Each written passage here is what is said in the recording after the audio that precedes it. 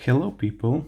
To go right into it, stress fractures are, as the name says, fractures that happen in our bones because we um, um, release a lot of stress on them. So, for example, people that are running long distances, or people that maybe live a sedentary lifestyle but then suddenly become very active, they put a lot of stress on their bones. And as the muscles in this activity, when they start the activity, as the muscles that are actually shock absorbers, as they get fatigued, a lot of this stress is actually put on the bone. And then, in a weak point on the bone, this stress can cause microfractures, and in the end, all these microfractures that accumulate form a stress fracture. So, a stress fracture is an overuse injury. So,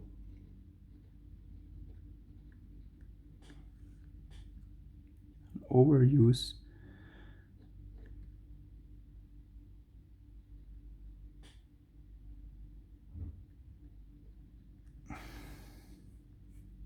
overuse injury, and extraordinary stress needs to be put on the bone for it to break.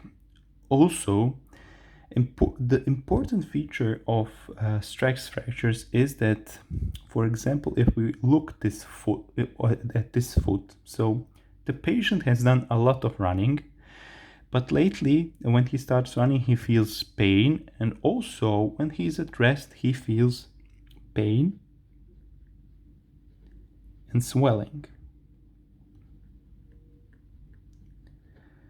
And when you do an X-ray, and when the patient comes, he says to you, on activity, I have pain and swelling, I'm much more active than earlier. And when you take a look at the foot, he says, so in this area, and when you palpate it, you will see that there is pain over the metatarsals and maybe a little bit of swelling. Then, when you do an X-ray, the important feature is that the X-ray isn't really a good method to have and diagnose this. So, an X-ray will actually be normal, especially if this is an acute injury. There will be nothing on X-ray in most of these cases. What happens later? For example, you make a follow-up with this patient. So you see him, you say to him, you can do ice, rest, even a cast, and lower the activity, and then see him in 1 month. So this is 1 month. And then when you do an X-ray, the interesting thing is, because we have a fracture, this fracture in normal, healthy people tends to heal. And the healing process forms callus. And in 1 month, you will see, if there is a fracture, a stress fracture, you will see healing tendencies, so callus formation in the region of the stress fracture. So we have located that on the fourth metatarsal there is something. There are clear healing tendencies because we see this callus formation on X-ray. So then we can surely tell that there is something, and it is probably because of the history, because of the clinical presentation, and because of this now, we can say that this is probably a stress fracture. If you make another follow-up and see the patient in 3 months,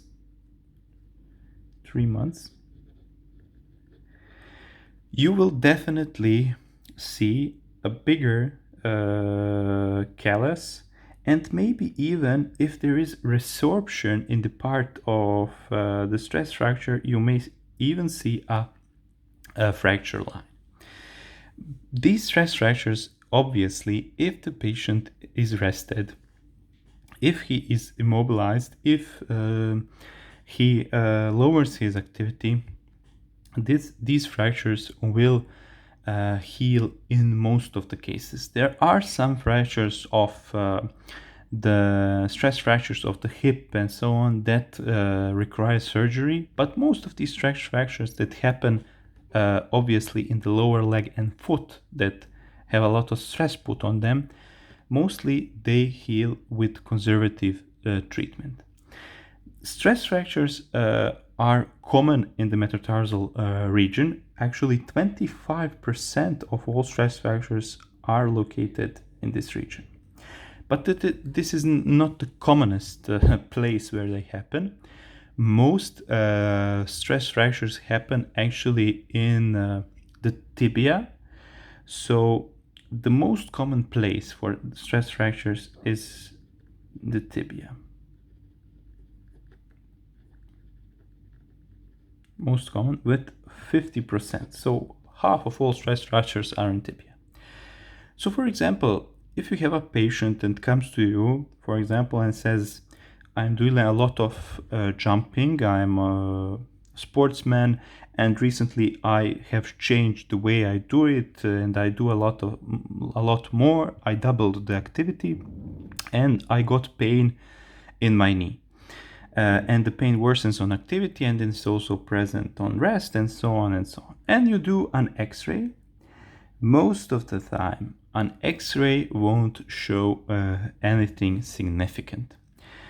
Maybe a little bit of sclerosis, and the difference, maybe the shadow where the fracture is, will be a little bit different, but this is nothing significant. The X-ray mostly is normal and you can't tell anything. So because the patient's pain isn't subsiding for weeks with treatment and so on, you order a much better diagnostic tool that isn't that commonly done when we're talking about metatarsal bones, but is, for example, done in this case. It is an MRI. And what we see on an MRI is that in this part where we have the fracture, we will see bone marrow edema. So the edema will be greater in the part where we have the stress fracture, but we will have around it also some bone marrow edema. So bone marrow edema. So this is also significant for a stress fracture. And then we can, on the history, on pain and swelling in the area, and on this examination, we can conclude that it is a stress fracture.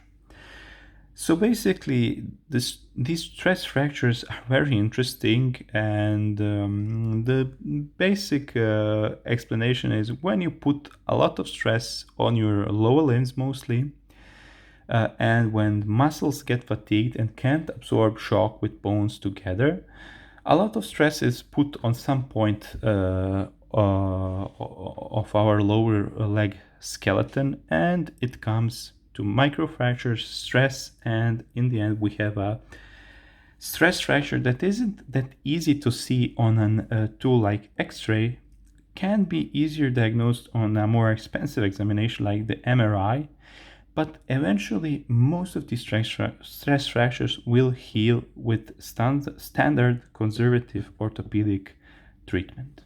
Thank you.